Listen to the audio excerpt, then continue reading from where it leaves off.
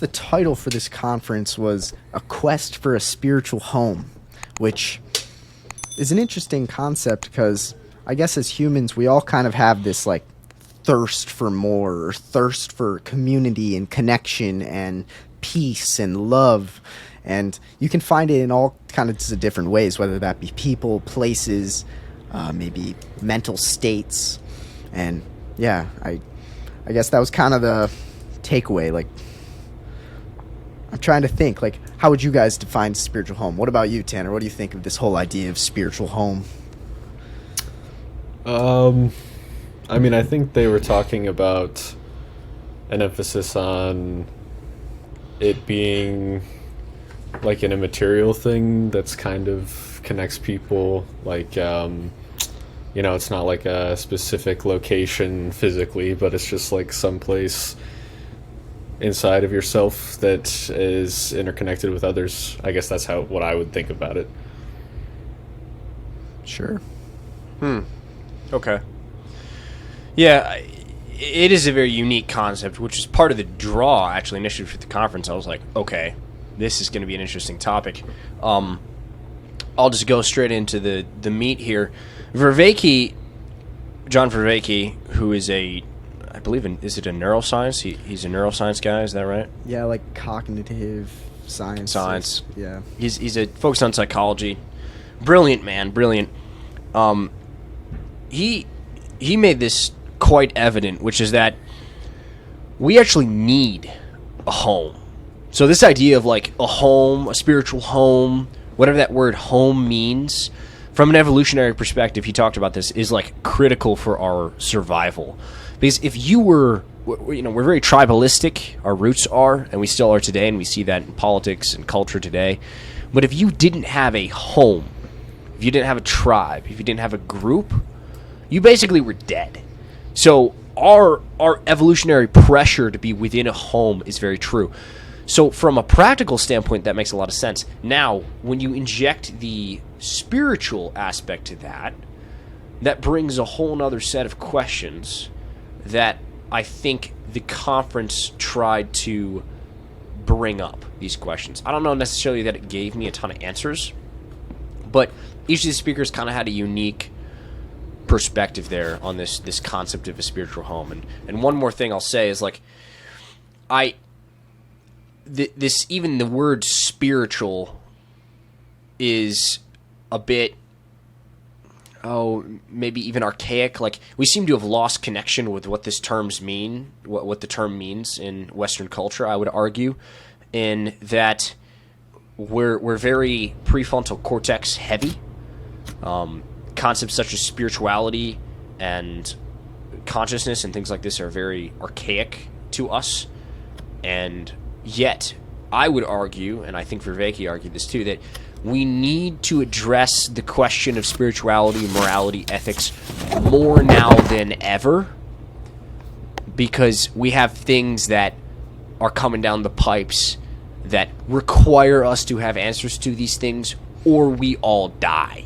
And his example was AGI, which is artificial general intelligence, and another classic example would be the atom bomb, perhaps.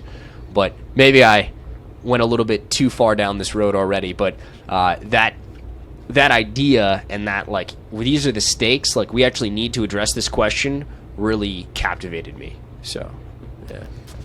Yeah, it's interesting that we kind of live in a society and a world where we're so interconnected in the way that we kind of are. Like, we're able to have this conversation so far apart, but also, like, our families are not as connected as they used to be, like, in the sense of, like, our grandparents and their friends and all the, like, you live with your grandparents and your uncles and you're all just a tribe, whereas, like, you knew what was home, whereas now you can go move out and live by yourself with no one, and, like, sure, you have connection through social media, but you're not, like, connected in that same way.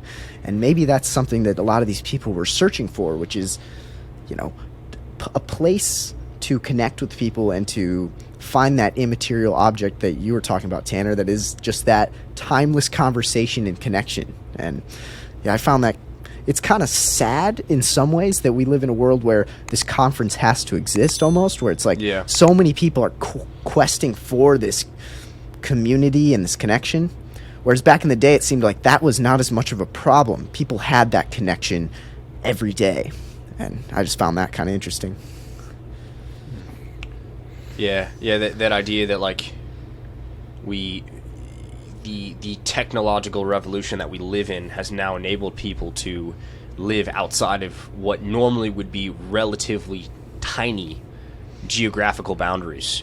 And one of the consequences of that is this newfound chasm of meaning and I guess a lack of a sense of belonging that is a problem now that's more pervasive than it would have been in the past, simply because of the fact that you were basically stuck in the same, 100 square mile area for the majority of your life. And now I would argue that overall it's been a net good, the fact that we have this freedom, but with freedom comes new problems sometimes, and this is one of those problems. So it's fascinating. Tanner, any thoughts on that right there? Yeah, I would agree. I mean, we're social creatures by nature, and I think a lot of what we've come across in today's world is kind of making us more antisocial just in general. Like we're absorbed sometimes in screens and not interacting with people that are like right next to us. And I think, and it makes us feel like it is a type of interaction, like it's interpersonal interaction. Like you could sit in your house by yourself and be on a screen, and it doesn't like innately feel bad when you're doing it. But it's not the same, and I think a lot of people interchange it for interaction with people, which isn't good in the long term for like their health and for the health of the society as a whole, because we are all, rational creatures that are supposed to be going out and doing work and communicating and growing from one another and all sorts of things. And I feel like the kids that might be growing up like right now might have an aspect of this that's really stunted. No, for sure.